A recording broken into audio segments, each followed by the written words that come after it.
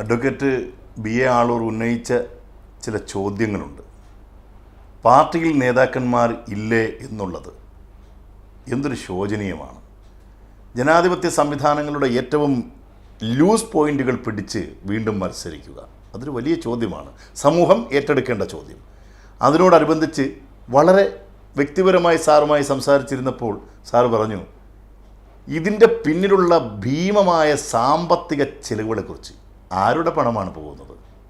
സാധാരണക്കാരൻ്റെ, കർഷകൻ്റെ, പണിയെടുക്കുന്നവൻ്റെ. അവരുടെ പോക്കറ്റിലെ പണം ചിലവഴിച്ചാണ് ഇവിടെയെല്ലാം റീ ഇലക്ഷനുകൾ നടത്തുന്നത്. വളരെ പരിതാപകരമാണ്. സർ, ഞാൻ അതിലേക്കാണ് വരുന്നത്. നോക്കൂ, ഒരു ടാക്സ് പേയർ, ഒരു നികുതിദായകൻ, എൻ്റെ കക്ഷിയും അങ്ങനെ ഒരു നികുതിദായകനാണ്.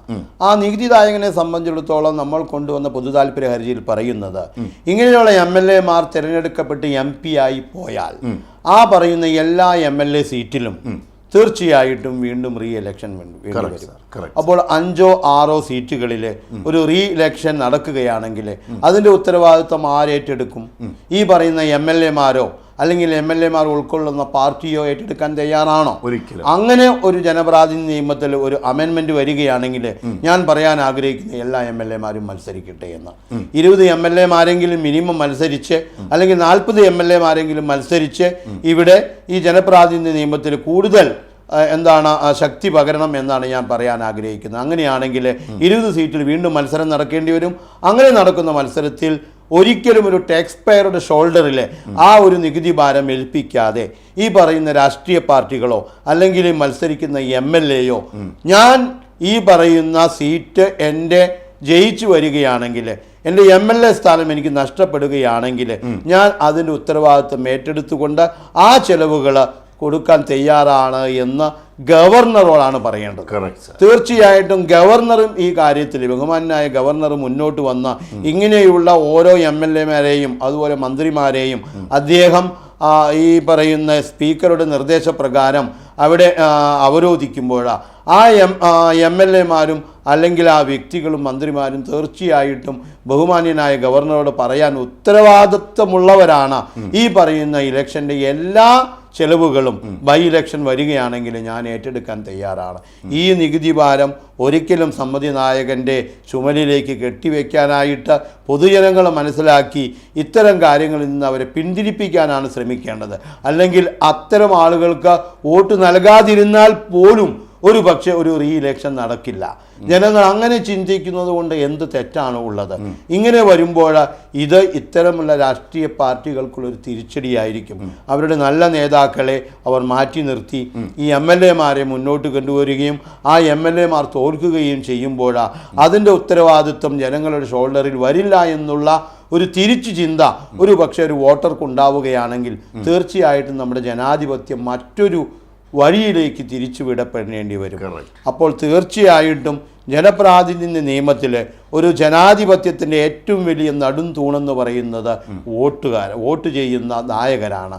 അങ്ങനെ ആ വോട്ടുദായകരുടെ മനസ്സിനെ വളരെ വ്രണപ്പെടുത്തി അവർ ചെയ്ത വോട്ടിന് യാതൊരു ഗൗരവവും കണക്കാക്കാതെ MLA സ്ഥാനവും രാജിവെക്കാതെ, അല്ലെങ്കിൽ രാജിവെക്കണമെന്ന് പറയില്ല, വേറെ നേതാക്കളുണ്ട്, ആ നേതാക്കളെ മത്സരിപ്പിക്കാതെ 5 വർഷത്തിലേക്ക് തിരഞ്ഞെടുത്ത ആളുകളുടെ 2.5 വർഷം പൂർത്തിയാകുമ്പോൾ, ഇത് കേരളത്തിൽ മാത്രമല്ല, കേരളത്തിൽ പുറത്താണെങ്കിൽ ഒരുപാട് മന്ത്രിമാർ തലസ്ഥാനം രാജിവെച്ച് മത്സരിക്കുന്നു, MLA മാർ മത്സരിക്കുന്നു. ഓരോ രാഷ്ട്രീയ പാർട്ടിയിൽ നിന്ന് മറ്റൊരു രാഷ്ട്രീയ പാർട്ടിയിലേക്ക് പോയി അവർ സീറ്റ് ചോദിച്ചു വാങ്ങുന്നു. നോക്കൂ, കോൺഗ്രസിൽ നിന്ന് എത്ര നേതാക്കളാണ് BJP-ലേക്ക് പോയത്? BJP-യിൽ നിന്ന് എത്ര നേതാക്കളാണ് കോൺഗ്രസിലേക്ക് വന്നത്? അതുപോലെ തന്നെ ഇടതുപക്ഷത്തിൽ നിന്നും പല നേതാക്കളും വലതുപക്ഷത്തേക്കും ഇടതുപക്ഷത്തേക്കും പോകുന്നു.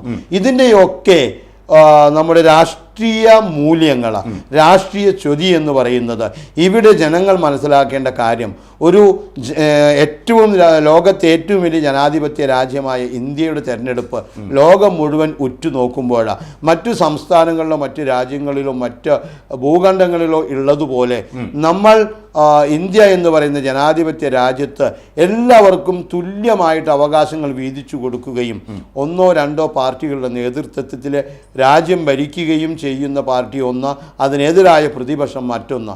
ഇന്ത്യ എന്ന് പറയുന്ന വലിയ ഒരു കൂട്ടുകെട്ട് ഇവിടെ നടക്കുന്നു. ഇവിടെ ഇപ്പോൾ രാജ്യത്ത് നടക്കുന്നതാണ്, ഒരു രാജ്യത്ത് മുഖ്യമന്ത്രിയെ യാതൊരുവിധ പ്രോട്ടോക്കോളും ഇല്ലാതെ അറസ്റ്റ് ചെയ്തു കൊണ്ടുപോകുന്നു. അതെ. പല മുഖ്യമന്ത്രിമാരെയും അറസ്റ്റ് ചെയ്യുന്നു. പല മുഖ്യമന്ത്രി അടക്കമുള്ള നേതാക്കളെ അറസ്റ്റ് ചെയ്യുന്നു. ഒരു ജനാധിപത്യ രാജ്യത്ത് എന്ത് പ്രൊട്ടക്ഷനാണ് ഓരോ നേതാക്കൾക്കും ഉള്ളത്? അങ്ങനെ വരുമ്പോൾ നാളെ ആരും നേതാക്കന്മാരായി മുന്നോട്ട് വരില്ല.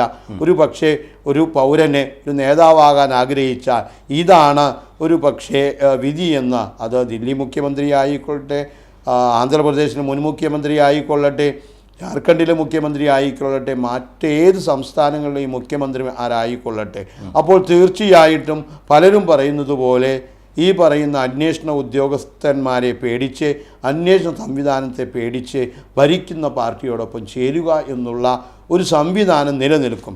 ഞാനൊരു പാർട്ടിയിൽ അംഗമല്ലാത്തതുകൊണ്ടും എനിക്ക് ഭാരതീയ ജനതാ പാർട്ടിയോടോ കോൺഗ്രസിനോടോ ഇടതുപക്ഷത്തോടോ പ്രത്യേക വിരോധമില്ലാത്തതുകൊണ്ടും ഒരു വ്യക്തി രാഷ്ട്രീയം പറയുന്നത് അവൻ രാഷ്ട്രത്തിൻ്റെ ഉന്നമനത്തിന് വേണ്ടി, സാധാരണഗതിയിൽ last resort of A scoundrel is A politics എന്നാണ് ഈ രാഷ്ട്രത്തിലെ പല നേതാക്കന്മാരും പൊളിറ്റിക്സിനെ കുറിച്ച് പറയുന്നത്.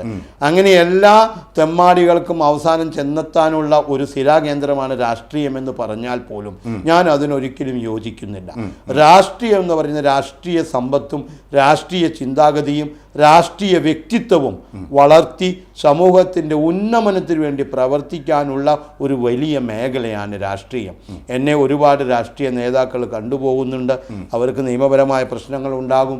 ഞാൻ ക്രിമിനൽ ലോയർ ആയതുകൊണ്ട് പ്രത്യേകിച്ചും അവർക്ക് ക്രിമിനൽ സൈഡിലുള്ള കാര്യങ്ങൾ എങ്ങനെ കൈകാര്യം ചെയ്യണം, അത് ആൻറ്റി കറപ്ഷൻ ആയാലും കൊലപാതകമായാലും റേപ്പായാലും ഇപ്പോൾ ഒരുപാട് പോക്സോ കേസുകൾ കൂടുതലായി കയറി വരുന്നുണ്ട്.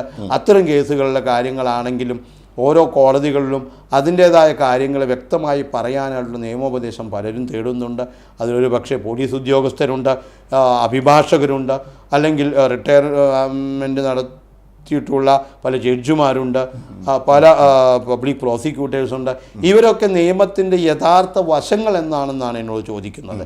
അപ്പോൾ നമ്മൾ നിയമത്തിൽ ഊന്നിക്കൊണ്ട് ഒരു പൗരന് തൻ്റെ അവകാശങ്ങൾ അത് സമൂഹത്തിന് മുന്നിൽ നീതി ലഭിക്കുന്നതിന് വേണ്ടി ഓരോ കേസുകളും നമ്മൾ റീസെൻ്റായിട്ട് ഒരു കലാമണ്ഡലം ടീച്ചറുടെ കാര്യങ്ങൾ അറിഞ്ഞു. അപ്പോൾ അവിടെ എന്താണ് നീതി എന്ന്, അത് ടീച്ചറുടെ ഭാഗത്താണോ അതോ ഉന്നയിക്കപ്പെടുന്ന വ്യക്തിയുടെ ഭാഗത്താണോ, ആ സമൂഹത്തിൻ്റെ ഭാഗത്താണോ, ഈ നീതി നടപ്പാക്കേണ്ടത് ഏതു ഭാഗത്താണ്? ഒരു പക്ഷേ എൻ്റെ അടുത്തേക്ക് ആര് തന്നെ വരികയാണെങ്കിലും അവർക്ക് നീതി നടപ്പാക്കാൻ ഞാൻ മുൻപന്തിയിലുണ്ടാകും. എവിടെ ഒരു കുപ്രസിദ്ധമായ കൊല നടന്നു കഴിഞ്ഞാലും ഒരുപക്ഷെ അഡ്വക്കേറ്റ് ആളൂർ ഇതിൽ പ്രതിഭാഗത്തിന് വേണ്ടി ഇടപെടുമോ എന്ന് കേരളം ഉത്കണ്ഠയോടുകൂടി നോക്കുന്നു എന്നുള്ളതൊരു പരമാർത്ഥമാണ്. സാർ പല നിലപാടുകളും കേരളത്തെ ഞെട്ടിച്ചിട്ടുമുണ്ട്. ഇപ്പോൾ നമ്മുടെ അവസാനമായി ഒരു പെൺകുട്ടി, ചെറിയ അമ്മോളുടെ പേര് ഞാൻ പറയുന്നില്ല, ആലുവ കൊലക്കേസിൽ സാർ വളരെ വ്യക്തമായി പറഞ്ഞു, ഞാൻ ആ ചെറിയ കുട്ടിയെ പിച്ച് ചീന്തിയ ആരായാലും അവർക്ക് കൊലക്കയർ വാങ്ങിക്കൊടുക്കും വരെ ഞാൻ നിയമത്തിനൊപ്പം നിന്ന്. അതൊക്കെ സാറിന് കേരളം അല്ലെങ്കിൽ ലോക മലയാളികൾ വളരെ ശ്രദ്ധയോടുകൂടിയാണ് കാണുന്നത്. പക്ഷേ ഒരുപാട് കുറ്റം ചെയ്തവരെയും സാറിൻ്റെ നിയമപരമായ അറിവ് കൊണ്ടും കഴിവുകൊണ്ടും നിസ്സാരമായി രക്ഷപ്പെടുത്തിയിട്ടുമുണ്ട്. ഇതും ഒരു സത്യമാണ്. സാറിൻ്റെ മുന്നിൽ വരുന്ന കേസുകൾ എങ്ങനെയാണ് സാർ ഒരു കാര്യം കൂടി ചേർത്ത് പറഞ്ഞുകൊള്ളട്ടെ. ആളൂരും പോക്കറ്റ് നിറയെ പണവും ഉണ്ടെങ്കിൽ ഏതൊരാളെയും കൊല്ലാം എന്നൊരു ചൊല്ല് മലയാളികൾക്കിടയിലുണ്ട്. എങ്ങനെയാണ് സാർ അങ്ങയുടെ മുന്നിൽ വരുന്ന കേസുകളെ അങ്ങ് പരിഗണിക്കുന്നത്? ഇത് രണ്ട് കാര്യങ്ങൾ പറയാനാണ് ഞാൻ ആഗ്രഹിക്കുന്നത്. പണ്ട് തിരുവനന്തപുരത്തു നിന്നുള്ളൊരു ചൊല്ലാണ്, മള്ളൂർ വക്കീലും 10,000 രൂപയും ഉണ്ടെങ്കിൽ ആർക്കും ആരെയും കൊല്ലാം എന്നുള്ളത്. അത് ആളൂർ വക്കീൽ വന്ന് എത്തി നിൽക്കുന്നു എന്നുള്ള ഒരു യാഥാർത്ഥ്യം ഒരു ഭാഗത്ത്. അപ്പോൾ ഞാൻ പറയുന്നു, എന്നെ സമീപിച്ചു വരുന്നവരെ, അവർ ഇരയാകട്ടെ വേട്ടക്കാരാകട്ടെ ആര് തന്നെയാകട്ടെ, അവർക്ക് നീതി നടപ്പാക്കുക. അപ്പോൾ ചോദ്യം ഇതാണ്, വേട്ടക്കാർക്ക് എന്ത് നീതി? നോക്കൂ, ഒരാൾ നിരപരാധിയാണെങ്കിൽ നിരപരാധിയായ ആ വ്യക്തിയുടെ കാര്യങ്ങൾ അയാളെല്ലാം തുറന്ന് ഒരു അഭിഭാഷകനോടാണ് പറയുന്നത്. ഞാൻ നിരപരാധിയാണ്, ഇന്ന കാര്യങ്ങൾ ചെയ്തിട്ടുണ്ട്, ഇന്ന കാര്യങ്ങൾ ചെയ്തിട്ടില്ല. എന്നാൽ പോലീസ് ആണെങ്കിൽ എല്ലാം ഒരു ഫിനിഷിംഗ് പോയിന്റിലേക്ക് എത്തിക്കാൻ എല്ലാ കുറ്റങ്ങളും പ്രതിയിൽ ആരോപിക്കുന്നു. അപ്പോൾ പ്രതി പറയുന്ന കാര്യങ്ങൾ കോടതിയിൽ സമന്വയത്തോടെ വ്യക്തമായി കൃത്യമായി അവതരിപ്പിക്കുക എന്നുള്ളതാണ് ഒരു വേട്ടക്കാരന് നീതി നടപ്പാക്കാനായിട്ട് ഒരു പ്രതിഭാഗം അഭിഭാഷകൻ ചെയ്യേണ്ടത്. ഇവിടെ നിങ്ങൾക്കറിയാം, ഞാൻ നടത്തിയ കേസുകൾ, ഒന്ന് ഗോവിന്ദസ്വാമിക്ക് വേണ്ടി സൗമ്യ മർഡർ കേസ്, അമീറുൽ ഇസ്ലാമിന് വേണ്ടി ജിഷ മർഡർ കേസ്. ഇപ്പോൾ അറിയപ്പെടുന്ന 2 പ്രധാനപ്പെട്ട കേസുകളാണ്. ഒന്ന് നരബലി എന്ന് പറയുന്ന വലിയ ഒരു ശ്രേണിയിലെ കേസ്, അതിന് 3 പ്രതികൾക്ക് വേണ്ടിയും, പിന്നെ ഒരു ഡോക്ടർ വന്ദനാദാസ് അതിനു വേണ്ടിയിട്ട് പ്രതിക്ക് വേണ്ടി ഹാജരാകുകയും ചെയ്യുന്നു. ഈ പ്രധാനപ്പെട്ട കേസുകളിൽ നമ്മൾ ഒരു കാര്യം മനസ്സിലാക്കണം. 1500 മുതൽ 5000 പേജുള്ള കുറ്റപത്രമാണ് ഈ കേസുകളിലെല്ലാം കോടതിയിൽ സമർപ്പിക്കപ്പെടുന്നത്. ഈ പറയുന്ന കുറ്റപത്രത്തിലെ എല്ലാ സാക്ഷികളുടെയും മൊഴികളും കുറ്റപത്രത്തിലെ എല്ലാ തെളിവുകളും കൃത്യമായി പരിശോധിച്ചുകൊണ്ടാണ് ഒരു വേട്ടക്കാരന് വേണ്ടി നീതി നടപ്പാക്കാൻ ഞാൻ മുന്നോട്ട് വരുന്നത്. ഇനി വേട്ടക്കാരൻ ശക്തനാണെന്ന് വയ്ക്കുക. നിങ്ങൾക്കറിയാം, പല കേസുകളിലും ഞാൻ ഒരുപക്ഷെ പ്രോസിക്യൂഷൻ്റെ ഒപ്പം നിൽക്കുന്നുണ്ട്. ഇപ്പോൾ ഏറ്റവും അവസാനമായി താങ്കൾ ഇപ്പോൾ പറഞ്ഞ ആലുവ മർഡർ കേസിൽ ഞാൻ ഒരിക്കലും പ്രതിഭാഗത്തിനോട് നിൽക്കാൻ തയ്യാറായില്ല. അതിനുശേഷം വന്ന കേസാണ് നിങ്ങൾക്കറിയാം, മാസപ്പടി വിവാദത്തിൽ ഈ പറയുന്ന മുഖ്യമന്ത്രി അടക്കമുള്ള മകളടക്കമുള്ള പല വ്യക്തികളുടെയും ഒരു കേസ്. അതിൽ ഞാനും പ്രോസിക്യൂഷൻ്റെ ഒപ്പമാണ്. അതിൽ ഞാൻ പറയാൻ ആഗ്രഹിച്ച കാര്യങ്ങൾ, ശക്തമായ നേതാക്കൾ ഇടതുപക്ഷത്തിൻ്റെയും വലതുപക്ഷത്തിൻ്റെയും ഒരു ഭാഗത്ത് നിൽക്കുമ്പോഴും ഈ പറയുന്ന വ്യക്തി തൻ്റെ കാര്യങ്ങൾ നീതിപൂർവകമായി കോടതിയിൽ അവതരിപ്പിക്കാൻ അവസരം കിട്ടുന്നില്ല. അഡ്വക്കേറ്റ് ആളൂർ വഴിയാണെങ്കിൽ അത് സാധിക്കുമെന്ന് പറഞ്ഞുകൊണ്ടാണ് എൻ്റെ അടുത്തേക്ക് വരുന്നത്. ഞാനത് കൃത്യമായും വ്യക്തമായും ഹൈക്കോടതി അടക്കമുള്ള കോടതികളിൽ ഞാൻ അവതരിപ്പിക്കുന്നു. അപ്പോൾ ഇവിടെ ശക്തമായ പ്രതിഭാഗം അല്ലെങ്കിൽ പ്രതിപക്ഷം ഉണ്ടാകും എന്നുള്ളത് മനസ്സിലാക്കിക്കൊണ്ടാണ് ശക്തമായ വാദമുഖങ്ങൾ ഈ പറയുന്ന ഇരയ്ക്ക് വേണ്ടിയും ഞാൻ മുന്നോട്ട് കൊണ്ടുവരുന്നത്. ഞാൻ മഹാരാഷ്ട്ര സർക്കാരിന് വേണ്ടി സ്പെഷ്യൽ പ്രോസിക്യൂട്ടറായി പല കേസുകളിലും ഇരയ്ക്ക് വേണ്ടിയും സർക്കാരിന് വേണ്ടിയും ഹാജരാകുന്നുണ്ട്. അതുപോലെ പല കേസുകളിലും ഞാൻ പ്രോസിക്യൂഷനെ അസിസ്റ്റ് ചെയ്തുകൊണ്ട് സഹായങ്ങൾ നൽകുന്നുണ്ട്. അത്തരത്തിലുള്ള കേസുകളും എൻ്റെ ഭാഗത്തേക്ക് വരുമ്പോൾ അവിടെ നീതി നടപ്പാക്കാൻ പ്രവർത്തിക്കുന്നു. അടുത്ത് ഞാൻ നടത്തിയ ഒരു കേസ് SC/ST കേസാണ്. അതിൽ പ്രോസിക്യൂട്ടറായി പ്രതികൾക്ക് 4 പേർക്കും ജീവപര്യന്തം ശിക്ഷ വാങ്ങിച്ചു കൊടുക്കാനായിട്ട് എനിക്ക് സാധിച്ചു. അപ്പോൾ അത്തരത്തിലുള്ള കേസുകൾ വരുമ്പോൾ ഈ പറയുന്ന ഇരയ്ക്ക് നീതി നടപ്പാക്കണം. അപ്പോൾ വേട്ടക്കാരനും ഇരയും 2 ഭാഗത്ത് നിൽക്കുമ്പോൾ എന്നെ സമീപിക്കുന്നത് വേട്ടക്കാരനാണെങ്കിൽ വേട്ടക്കാരനും, എന്നെ സമീപിക്കുന്ന ഇരയാണെങ്കിൽ ഇരയ്ക്കും നീതി നടപ്പാക്കും. പക്ഷേ ഒരു ക്രിമിനൽ അഭിഭാഷകൻ കൂടുതൽ കേസുകളും ക്രിമിനൽ കേസുകൾ പ്രതിയുടെ ഭാഗത്തു നിന്നാണ് കൈകാര്യം ചെയ്യുക. അതുകൊണ്ടാണ് എല്ലാവരും ഏതെങ്കിലും ഒരു കൊലപാതകം നടന്നാൽ ഈ കേസിൽ അഡ്വക്കേറ്റ് ആളൂരിനെ സമീപിച്ചാൽ നമുക്ക് നീതി ലഭിക്കുമെന്നുള്ള പൂർണ്ണ വിശ്വാസത്തോടെ എന്നെ സമീപിക്കുന്നത്. അപ്പോൾ നിങ്ങളിപ്പോൾ ഈ ഓഫീസ് കണ്ടതാണ്. ഈ ഓഫീസിൽ ഞാൻ ഒരു കാര്യം പറയുന്നു, എൻ്റെ അടുത്തേക്ക് വരുന്ന വ്യക്തികൾ നീതി ദാഹിക്കുന്നുണ്ടെങ്കിൽ, അവരെന്നെ ദൈവമായി കണക്കാക്കുന്നുണ്ടെങ്കിൽ, അവർക്ക് നീതി നടപ്പാക്കാൻ ഞാൻ ഇന്ത്യയിലെ ഏതു ഭാഗത്തുണ്ടായാലും, ഞാനിപ്പോൾ ഇവിടെ കാശ്മീരിൽ കേസ് നടത്താൻ പോകുന്നു, ഒറീസയിൽ കേസ് നടത്തുന്നു, കൽക്കട്ടയിൽ കേസ് നടത്തുന്നു, ഇപ്പോൾ അടുത്ത നോർത്ത് ഈസ്റ്റേൺ സ്റ്റേറ്റിലൊരു മർഡർ കേസ് നടത്തുന്നുണ്ട്. പിന്നെ ഗുജറാത്ത്, മഹാരാഷ്ട്ര എൻ്റെ പ്രാന്തപ്രദേശമാണ്, ഞാൻ അവിടുത്തെ അഭിഭാഷകനാണ്. കേരളത്തിൽ ഒരുപാട് കേസുകൾ നടക്കുന്നുണ്ട്. നിങ്ങൾക്കറിയാം, ജോളി ജോസഫ് എന്ന് പറയുന്ന 6 പേരെ കൊലപ്പെടുത്തിയ യാതൊരു തെളിവുമില്ലാത്തൊരു കേസ് ഇപ്പോൾ നടന്നുകൊണ്ടിരിക്കുകയാണ്. അതുപോലെ തന്നെ കേരളത്തിലെ പ്രാന്തപ്രദേശങ്ങളിൽ കേസ് നടത്തുന്നു. അപ്പോൾ എന്നെ എവിടേക്ക് വിളിക്കുന്നു? ഇപ്പോൾ കഴിഞ്ഞ ദിവസം ഞാൻ കർണാടകത്തിൽ ഒരു കേസ് നടത്താൻ പോയി. ആന്ധ്രാപ്രദേശിൽ എനിക്ക് അടുത്ത് തന്നെ ഒരു കേസ് വെച്ചിട്ടുണ്ട്. ഹൈക്കോടതിയിലാണ് കേസ്. അപ്പോൾ ഇന്ത്യയിലെ പല ഹൈക്കോടതികളിലും പല കീഴ്ക്കോടതികളിലും ഈവൻ സുപ്രീം കോടതിയിലും കേസ് നടത്താൻ ഞാൻ പോകുന്നത് കൊണ്ട് പല ആളുകളും ഒരു പക്ഷേ എന്നോട് ചോദിക്കുന്ന, ഒരു ക്രിമിനൽ അഭിഭാഷകന് ഈ ഭാഗത്തേക്കൊക്കെ എത്തിച്ചേരാൻ സാധിക്കുന്നു? അവർ എന്നിൽ ഉന്നയിക്കുന്ന ഒരു ആരോപണം, ഇപ്പോൾ ശാരീരികമായിട്ട് അല്ലെങ്കിൽ മറ്റു തരത്തിൽ എനിക്ക് ചില ബുദ്ധിമുട്ടുകളുണ്ട്. പക്ഷേ എന്നിരുന്നാലും എന്നെ സംബന്ധിച്ചിടത്തോളം കേരളത്തിലും കേരളത്തിന് പുറത്തും ഇന്ത്യയിൽ പല ഭാഗത്തും എനിക്ക് ഒരുപാട് അഭിഭാഷക സുഹൃത്തുക്കളുള്ളതുകൊണ്ട് ഈ കാര്യങ്ങളെല്ലാം മാനേജ് ചെയ്യുന്നു. പിന്നെ ഒരു കേസ് ഏറ്റെടുത്താൽ അത് കഴിയുന്നതുവരെ കേസിനൊപ്പം നിൽക്കുക എന്നുള്ളതാണ് ഒരു അഭിഭാഷകൻ്റെ ചുമതല എന്നുള്ളത്. ആ കക്ഷിക്ക് നീതി നടപ്പാക്കാനായിട്ട് മാക്സിമം പ്രയത്നിക്കുക. ആ പ്രയത്നം എൻ്റെ ഭാഗത്തുണ്ടാകും. അതുകൊണ്ടാണ് എവിടെയും കൊലപാതകം നടന്നാൽ, എവിടെയും ബലാത്സംഗം നടന്നാൽ അഡ്വക്കേറ്റ് ആളൂരിൻ്റെ പേര് മുന്നോട്ട് വരുന്നത്. അതിലെനിക്ക് അഭിമാനമുണ്ട് ഒരു വക്കീൽ എന്ന നിലയിൽ. അങ്ങയുടെ ഈ ഒരു വാക്കുകൾ വളരെ പ്രസക്തമാണ്. എൻ്റെ മുന്നിൽ വരുന്നവരെ രക്ഷിക്കുക എന്നത് എൻ്റെ ധർമ്മം. ഭഗവത്ഗീതയിൽ ശ്രീകൃഷ്ണൻ പറയുന്നത് പോലെ. ഞാൻ കുറേ വർഷങ്ങളായി 30 വർഷങ്ങളായിട്ട് മഹാരാഷ്ട്രയിലെ കീഴ്ക്കോടതി മുതൽ എല്ലാ കോടതികളിലും പ്രാക്ടീസ് ചെയ്യുന്ന ഒരു ക്രിമിനൽ അഭിഭാഷകനും അതുപോലെ തന്നെ സിവിൽ നിയമങ്ങൾ കൈകാര്യം ചെയ്യുന്ന അഭിഭാഷകനുമാണ്. ഒരു പക്ഷേ ഞാൻ എഴുതുന്ന ഡ്രാഫ്റ്റ് വായിച്ചുകൊണ്ട് മറാഠി പഠിക്കുകയും അതിൽ വളരുകയും ചെയ്യുന്ന എൻ്റെ ജൂനിയർ അഭിഭാഷകർ എന്നോട് തന്നെ ചോദിക്കാറുണ്ട്, how you can enter in that extend in the language of Marathi. നോക്കൂ, ഭാഷ എന്ന് പറയുന്നത് ഹിന്ദി ആയിക്കൊള്ളട്ടെ മറാഠി ആയിക്കൊള്ളട്ടെ, അത് കൃത്യമായി പറഞ്ഞവതരിപ്പിച്ച് ഓരോ സാക്ഷികളെയും ക്രോസ് വിസ്താരം നടത്തുക എന്നുള്ളതാണ് ഒരു അഭിഭാഷകൻ്റെ ഏറ്റവും വലിയ ചാതുര്യം എന്ന് പറയുന്നത്.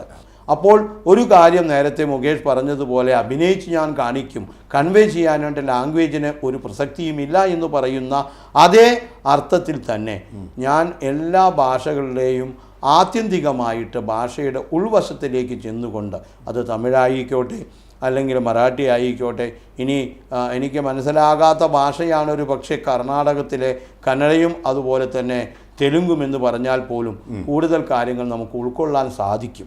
അങ്ങനെ ഉൾക്കൊള്ളാൻ സാധിക്കുന്നത് കൊണ്ട് ഓപ്പോസിറ്റ് പാർട്ടി നമ്മൾ ഒരിക്കലും ചീറ്റ് ചെയ്യില്ല എന്നുള്ള വിശ്വാസമാണ് ഭാഷയുടെ പ്രാവീണ്യം എന്ന് പറയുന്നത്.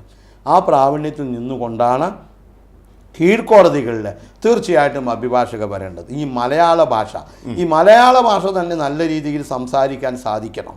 അല്ലാത്ത പക്ഷം ഭാഷയുടെ ചാതുര്യം കൊണ്ട് അടുത്തുള്ള അഭിഭാഷകൻ നമ്മൾ എടുത്തടിക്കുന്നത് കാണാൻ സാധിക്കും. അങ്ങനെ വരുമ്പോൾ നമ്മൾ നോക്കൂ, കോടതിയിലെ ലാംഗ്വേജ് എന്ന് പറയുന്നത് കോർട്ട് ലാംഗ്വേജ് ആണ്. അത് എല്ലാ വ്യക്തികൾക്കും ഒരുപക്ഷെ പറയാൻ സാധിക്കില്ല. പക്ഷേ ഒരു പെർട്ടിക്കുലർ ലോ പഠിക്കുന്ന ഒരു അഭിഭാഷകൻ അതിൽ മാത്രമല്ല, ഒരുപാട് കേസുകൾ അദ്ദേഹത്തിന് മുന്നിൽ വരുമ്പോൾ അതിലും എക്സ്പെർട്ട് ആവണം. അപ്പോൾ ഞാൻ പറയാൻ ആഗ്രഹിക്കുന്നത്, ഭാഷ പഠിക്കുക എന്നുള്ളത് ഒരു അഭിഭാഷകൻ്റെ എല്ലാ തരത്തിലുള്ള ചിന്താഗതികളുമാണ്. അത്തരം കാര്യങ്ങൾ മനസ്സിലാക്കി അതുമായി മുന്നോട്ട് വരാൻ സാധിക്കണമെന്നാണ് ഞാൻ പറയാൻ. അവരുടെ വിശ്വാസം എന്നിൽ അർപ്പിച്ചുകൊണ്ട് അവർ ഈ ഫയൽ ദൈവത്തെ പോലെ നമ്മളെ ഏൽപ്പിക്കുന്നു, നമ്മൾ കൃത്യമായിട്ടത് ചെയ്തു കൊടുക്കുന്നു. പിന്നെ തീരുമാനമെടുക്കുന്നത് കോടതിയാണ്. എനിക്ക് എൻ്റെ കക്ഷിക്ക് വേണ്ടി കക്ഷിയുടെ ഭാഗം പറയാൻ സാധിക്കും, എതിർഭാഗം അവരുടെ ഭാഗവും പറയും. ഇത് രണ്ട് കാര്യങ്ങളും തീരുമാനമെടുക്കുന്നത് കോടതിയാണ്. അവിടെ കോടതിയെ സ്വാധീനിക്കുക എന്നുള്ള ഒരു കാര്യം ഇവരാര് തന്നെ പറഞ്ഞാലും ഞാൻ നിയമപരമായിട്ട് ഈ കോടതിയെ സ്വാധീനിക്കും. അതിന് നിയമപരമായിട്ടുള്ള പശ്ചാത്തലങ്ങൾ ഒരുക്കി കൊടുക്കും. അതനുസരിച്ച് കോടതി നമുക്ക് അനുകൂലമായോ പ്രതികൂലമായോ ഒരു തീരുമാനമെടുക്കും. പ്രതികൂലമാണെങ്കിൽ അപ്പലറ്റ് കോടതിയിൽ മേൽക്കോടതിയിൽ പോകും, അനുകൂലമാണെങ്കിൽ നമ്മൾക്കെതിരെയുള്ള പാർട്ടി മേൽക്കോടതിയിൽ പോകും. അപ്പോൾ നമ്മൾ പിന്നാലെ ഓടും. ഇവിടെ വരുന്ന ആളുകൾ പലപ്പോഴും പറയുന്ന കാര്യം, എൻ്റെ അഭിഭാഷകൻ കോടതിയിൽ കാര്യങ്ങൾ തുറന്നു പറഞ്ഞില്ല, അതുകൊണ്ട് എനിക്ക് അഭിഭാഷകനെ മാറ്റണം. എനിക്ക് വന്ന മൊത്തം കേസുകൾ 80% മറ്റ് അഭിഭാഷകരിൽ നിന്ന് വരുന്ന കേസുകളാണ്. അവരെക്കുറിച്ച് കുറ്റം പറയുമ്പോൾ ഞാൻ പറയുന്ന ഒരു കാര്യം ഇതാണ്, നിങ്ങൾ ഒരുപക്ഷെ അഭിഭാഷകനോട് എല്ലാ കാര്യങ്ങളും തുറന്ന് പറഞ്ഞിട്ടുണ്ടാകില്ല, അല്ലെങ്കിൽ ആ അഭിഭാഷകന് കൊടുക്കേണ്ട ഫീസ് കൃത്യമായി കൊടുത്തിട്ടുണ്ടാകില്ല. ഈ രണ്ട് കാരണങ്ങൾ കൊണ്ടാണ് കക്ഷികൾ എന്നെ സമീപിക്കുന്നത്. കുമ്പസാരക്കൂട്ടിൽ നിന്ന് അച്ഛന്മാർ ചെവി പൊള്ളിയിട്ടുണ്ട് എന്ന് നമ്മൾക്ക് പലപ്പോഴും കേട്ടിട്ടുണ്ട്, അറിഞ്ഞിട്ടുമുണ്ട്. അതുപോലെ തന്നെ സാർ നേരത്തെ പറഞ്ഞു, സാറിൻ്റെ അടുത്ത് വന്ന് സത്യാവസ്ഥ ബോധ്യമാക്കുന്നയാൾ, അത് അങ്ങനെ ഒരാൾ ഒരു കൊലപാതകം ചെയ്ത ആളായിരിക്കാം, അല്ലെങ്കിൽ ക്രൂരമായി ഒരു പീഡനക്കേസിലെ ആളായിരിക്കാം. അങ്ങൊരു ദൈവവിശ്വാസിയാണെന്ന് ഞാൻ വിശ്വസിക്കുന്നു. അങ്ങനെ ഏതെങ്കിലും ഒരു കേസ് കേട്ട് സാറിൻ്റെ ഹൃദയം ഇങ്ങനെ നൊമ്പരപ്പെട്ടിട്ടുണ്ടോ? നോക്കൂ, ഒരു അഭിഭാഷകൻ എന്ന നിലയിൽ എനിക്കൊരു കക്ഷിയെ കേൾക്കുമ്പോൾ അല്ലെങ്കിൽ കക്ഷിയുടെ കാര്യങ്ങൾ മനസ്സിലാക്കുമ്പോൾ ഞാൻ ആ കക്ഷിയായിട്ട് ഇഴകിച്ചേർന്നുകൊണ്ട് ആ കക്ഷിയുടെ കേസ് ഏറ്റെടുക്കുന്നു. അവിടെ നിങ്ങൾ പറയുന്നത് പോലെ ഒരു പള്ളിയിൽ അച്ഛനാകാനോ അല്ലെങ്കിൽ ഒരു ദൈവവിശ്വാസിയാകാനോ എനിക്ക് സാധ്യമല്ല. ഒരു വ്യക്തി എന്ന നിലയ്ക്ക് ഒരു പക്ഷേ എനിക്ക് അതിനോട് വിരോധമുണ്ടെങ്കിൽ പോലും ഒരു അഭിഭാഷകൻ എന്ന നിലയ്ക്ക് ആ വിരോധങ്ങൾ മാറ്റിവെച്ചുകൊണ്ട് മനസാക്ഷി, ഞാൻ ജസ്റ്റിസ് കമൽ പാഷയോട് പറഞ്ഞ കാര്യം അതുപോലെ തന്നെയാണ് ഞാൻ ആവർത്തിക്കുന്നത്, മനസാക്ഷി മാറ്റിവെച്ചുകൊണ്ട് ഒരു അഭിഭാഷകനായിട്ട് മുന്നോട്ട് പോകേണ്ടി വരും.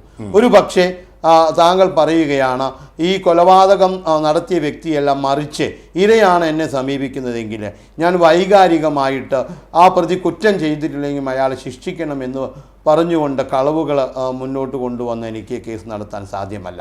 അവിടെയും നമുക്ക് ഈ പറയുന്ന വ്യക്തിബന്ധങ്ങൾ മാറ്റിവെക്കേണ്ടി വരും. ആ പറയുന്ന വ്യക്തിക്ക് നീതി ലഭിക്കാൻ, ഈ ഇരയ്ക്ക് നീതി ലഭിക്കാൻ നമുക്ക് ഒരു പക്ഷേ നിയമത്തിൻ്റെ 4 ചുവടുകളിൽ നിന്നുകൊണ്ട് കോടതിയിൽ കാര്യങ്ങൾ അവതരിപ്പിക്കേണ്ടി വരും, കക്ഷിക്ക് നീതി ലഭിക്കുന്നതിന് വേണ്ടി. മറിച്ചാണെങ്കിൽ പോലും ഇരയ്ക്ക് നീതി ലഭിക്കുന്നതിന് വേണ്ടി ചെയ്യുന്നത് പോലെ വേട്ടക്കാരനും നീതി ലഭിക്കാനായിട്ട് അവരുടെ ആ വ്യക്തിത്വത്തിലേക്ക് ഇറങ്ങിച്ചെന്ന് അവർ പറയുന്ന കാര്യങ്ങൾ പൂർണ്ണമായും ഉൾക്കൊള്ളുകൊണ്ട് നിയമത്തിൻ്റെ ചട്ടക്കൂടിൽ നിന്ന് അവരെ രക്ഷിക്കാനായിട്ട് നമുക്ക് സാധിക്കണം. അല്ലാത്ത പക്ഷം ഈ അഭിഭാഷക വൃത്തി ഒഴിവാക്കിയിട്ട് സാധാ നിങ്ങൾ പറയുന്നത് പോലെ ഒരു പള്ളിയിലച്ഛനോ ദൈവവിശ്വാസിയോ ആയി പോകുന്നതാണ് കൂടുതൽ യോജിക്കുന്നത് എന്നാണ് ഞാൻ മനസ്സിലാക്കുന്നത്. ഞാൻ നിയമം പഠിച്ചത്, നിയമപുസ്തകങ്ങൾ വായിച്ചറിയുന്നത്, ഇന്നും ഒരു വിദ്യാർത്ഥിയായിട്ട് മുന്നോട്ട് പോകുന്നത് എൻ്റെ മുന്നിൽ വരുന്ന കേസുകൾ എത്രയും നീതിപൂർവമായി നടപ്പാക്കുക, ആ വ്യക്തിക്ക് വേണ്ടി നിയമ പോരാട്ടം നടത്തുക. എൻ്റെ മുന്നിലേക്ക് വരുന്ന എല്ലാവരും നിരപരാധികളാണ് കുറ്റം തെളിയിക്കുന്നത് വരെ എന്ന് വിശ്വസിച്ചുകൊണ്ട് ആ നിരപരാധിത്വത്തെ കോടതിയുടെ മുന്നിൽ എടുത്തു കാണിക്കാനാണ് ഞാൻ ശ്രമിക്കാറ്. കുരിശിൽ കിടന്നുകൊണ്ട് ക്രിസ്തു പറഞ്ഞതെന്താണ്? ഈ പറയുന്ന 2 കള്ളന്മാരെയും രക്ഷിക്കണമേ, അവർ ചെയ്യുന്നത് എന്തെന്ന് അവർക്ക് പോലും അറിയുന്നില്ല, മറ്റുള്ളവർ ചെയ്യുന്നത് എന്തെന്ന് ഇവർക്ക് പോലും അറിയുന്നില്ല, അതുകൊണ്ട് അവരോടും ക്ഷമിക്കണമേ എന്നാണ് ക്രിസ്തു പറഞ്ഞത്. എല്ലാം അറിയുന്ന അത്രയും മഹത്തരമുള്ള ഒരു കാഴ്ചപ്പാടിലൂടെ ജീവിക്കുന്ന ഒരു അഭിഭാഷകനാണ് ഞാൻ എങ്കിൽ പോലും ഒരു ജയിലിൽ കിടക്കുന്ന ഒരു പ്രതിയെ കണ്ട് അവർക്ക് സഹായം നൽകണമെന്നുള്ള ഞങ്ങളുടെ വിശ്വാസ പ്രമാണം, അതാണ് ഒരു അഭിഭാഷകൻ എന്ന നിലയിൽ ഞാനും മുന്നോട്ട് വയ്ക്കുന്നത്.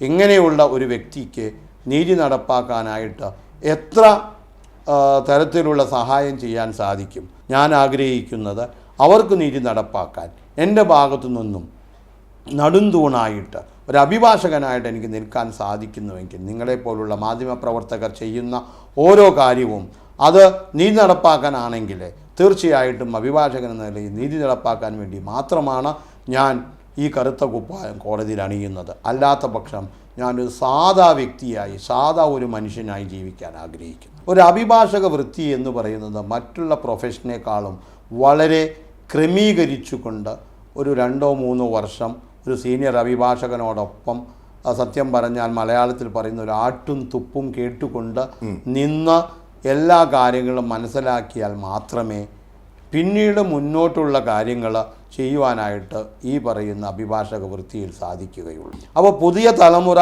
2 കാര്യങ്ങൾ കണ്ടുകൊണ്ടാണ് അഭിഭാഷകരാവുന്നത്. ഒന്നുകിൽ കോർപ്പറേറ്റ് ഫീൽഡ് എന്ന് പറയുന്ന നല്ല ശമ്പളം കിട്ടുന്ന ഒരു ഫീൽഡ്, അല്ലെങ്കിൽ വലിയ ഒരു അഭിഭാഷക ഫേമിൽ ചെന്നുകൊണ്ട് അവിടെ ജോലി ചെയ്ത് അഭിഭാഷകനായിട്ട് മുന്നോട്ട് പോവുക. പക്ഷേ കേസുകൾ കൃത്യമായി പഠിക്കുകയും കൈകാര്യം ചെയ്യുകയും ചെയ്താൽ മാത്രമേ ഈ അഭിഭാഷക വൃത്തിയിൽ മുന്നോട്ട് പോകാൻ സാധിക്കുകയുള്ളൂ. പല ഫീൽഡിലും പല ഉന്നത വിജയം നേടിയവരും അഭിഭാഷകനായി മുന്നോട്ട് വരുമ്പോൾ അവിടെ കോടതികളിലോ നിയമ പുസ്തകങ്ങളിലോ നിന്നുകൊണ്ടുള്ള അറിവ് മാത്രമല്ല, കക്ഷിക്ക് നീതി നടപ്പാക്കാൻ കക്ഷിയുടെ ആവശ്യങ്ങൾക്കനുസൃതമായിട്ട് കാര്യങ്ങൾ കൈകാര്യം ചെയ്യാൻ സാധിക്കണം. അത് ചെയ്യാൻ പറ്റാതെ കുറച്ച് ദിവസം കൊണ്ട് വലിയ അഭിഭാഷകനായി വലിയ കാശുള്ളവനായി മാറാമെന്ന് പറഞ്ഞ് കക്ഷികളെ കബളിപ്പിച്ച് കക്ഷികളിൽ നിന്ന് പൈസയും വാങ്ങിച്ച് കോടതിയിൽ പോകാതെയും കേസ് നടത്തുകയും ചെയ്യുന്ന ഒരു അഭിഭാഷക സമൂഹവും ഇന്ന് നിലനിൽക്കുന്നുണ്ട്. അത്തരം അഭിഭാഷകരെ സംബന്ധിച്ചിടത്തോളം അവർ ഉദ്ദേശിക്കുന്നത് പോക്കറ്റ് മണിയും ഈസി മണിയുമാണ്. പക്ഷേ അഭിഭാഷക വൃത്തിയിൽ നല്ല കാലം, ഞാൻ 25 വർഷമായിട്ട് അഭിഭാഷക വൃത്തിയിൽ ഏർപ്പെട്ടിരിക്കുന്ന ഒരു അഭിഭാഷകനാണ്. ഇപ്പോഴും ഞാൻ മനസ്സിലാക്കുന്നത് നല്ല രീതിയിൽ കേസ് നടത്തിയില്ലെങ്കിൽ ആ കേസ് കക്ഷികൾ നമ്മളെ വിട്ടുപോകുമെന്നുള്ളത്. കാര്യങ്ങൾ മനസ്സിലാക്കി പ്രാക്ടിക്കലായിട്ട് ചിന്തിച്ച് ഈ പറയുന്ന ഒരുപാട് തുകയൊന്നും അവർക്ക് ജൂനിയർ അഭിഭാഷകരായ സമയത്ത് കിട്ടില്ല. ഞാൻ 50 രൂപയ്ക്കാണ് ഒരു അഭിഭാഷകനായിട്ട് അഭിഭാഷക വൃത്തി ആരംഭിച്ചത്. അപ്പോൾ അവിടെ നിന്ന് എനിക്കിന്ന് നിങ്ങൾ പറയുന്നത് പോലെ ലക്ഷങ്ങൾ വാങ്ങിക്കാൻ സാധിക്കുന്നുണ്ടെങ്കിൽ അതിൻ്റെ കഷ്ടപ്പാടിൻ്റെ ചരിത്രം അത് ഒന്ന് പരിശോധിച്ചാൽ നിങ്ങൾക്ക് സാധിക്കും. അപ്പോൾ നിയമത്തിൻ്റെ എല്ലാ തരത്തിലുള്ള അറിവുകൾ മനസ്സിലാക്കിയാൽ പോലും ചിലപ്പോൾ കോടതിയിൽ അത് അവതരിപ്പിക്കാൻ സാധിക്കില്ല. അപ്പോൾ അങ്ങനെ നമുക്ക് വേണമെങ്കിൽ എല്ലാ തരത്തിലുള്ള അറിവുകളും ഉണ്ടായിരിക്കണം. അതിനെ നിയമപരമായിട്ടും സാമൂഹികപരമായിട്ടും അതുപോലെ സാമ്പത്തികപരമായിട്ടും രാഷ്ട്രീയപരമായിട്ടും എല്ലാ അറിവുകളും അവർക്കുണ്ടായിരിക്കണം, അത് അവതരിപ്പിക്കാൻ സാധിക്കണം. അത്തരത്തിലുള്ള സാഹചര്യങ്ങൾ ഒഴിവാക്കി വരുന്നവർക്ക് മാത്രമേ ഈ പറയുന്ന രീതിയിൽ പുതുതലമുറയ്ക്കും പൊതുജനത്തിനും വളരെ കാശ് കുറഞ്ഞ സാമ്പത്തിക ശേഷിയില്ലാത്ത കുടുംബത്തിൽ വരുന്ന എല്ലാ അഭിഭാഷകർക്കും മുന്നോട്ട് പോകണമെങ്കിൽ കുറച്ച് കാലമെങ്കിലും അവർ പിടിച്ചു നിൽക്കണം ഈ ഫീൽഡിൽ. എന്നാൽ മാത്രമേ കേസുകളും കക്ഷികളും അവരന്വേഷിച്ചു വരികയുള്ളൂ. 1000 കുറ്റവാളികൾ രക്ഷപ്പെട്ടാലും ഒരു നിരപരാധി പോലും ശിക്ഷിക്കപ്പെടരുത്. നമ്മൾക്കെല്ലാം അറിയാവുന്ന നിയമവാക്യമാണ്. നമുക്കെല്ലാവർക്കും സുപരിചിതനായ BA ആളൂർ ഒരു ചോദ്യത്തിന് പോലും മറുപടി പറയാതിരുന്നില്ല എന്ന് മാത്രമല്ല, വിശദമായി നമ്മോട് സംസാരിക്കുകയും ചെയ്തു. തീർച്ചയായിട്ടും ചാനൽ 91നോടൊപ്പം ഇത്രയധികം വിലപ്പെട്ട സമയം ചെലവഴിച്ച ഏറ്റവും സ്നേഹമയനായ അങ്ങേക്ക് ഞങ്ങളുടെ ഏറ്റവും വലിയ സ്നേഹ നമസ്കാരം.